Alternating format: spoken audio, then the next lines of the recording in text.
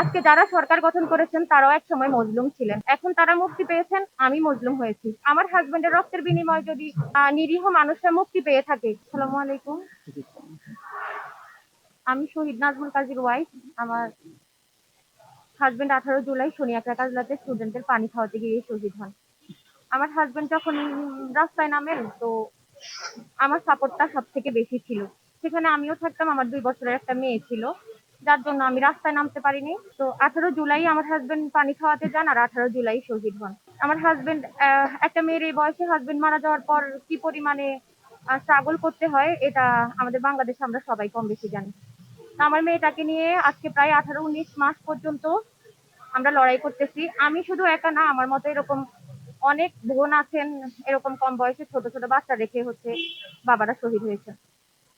তো জুলাই সনদ বাস্তবায়ন, এটা আমাদের সবার জন্য অনেক বেশি প্রয়োজন, যার জন্য আমার হাজবেন্ড শহীদ হয়েছেন।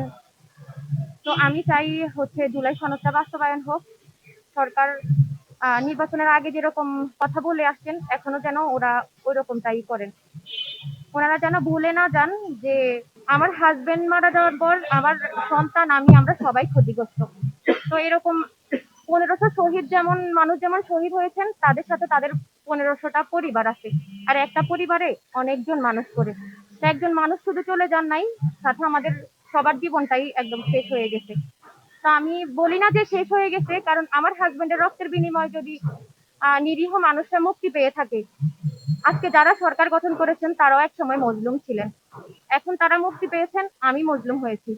তা আমাদের উসিলায় ওনারা মুক্তি পেয়েছেন, সরকার গঠন করেছেন। আমি এতটুকু আশাবাদী যে ওনারা এই শহীদদের, আহতদের ভুলে যাবেন না। আমি খুব করে চাই ওনারা জুলাই সনদটাকে বাস্তবায়ন করুক। আর আমাদের শহীদদের অনেকগুলা সন্তান আছে, সরকার যেন ওদের দিকে একটু খেয়াল রাখে। ওদের পড়াশোনা বাবদ অনেক কিছু আছে, তো এগুলা যদি ওনারা একটু দেখতেছি যে দেখবেন বলছেন, ওইগুলা যেন একটু থাকে।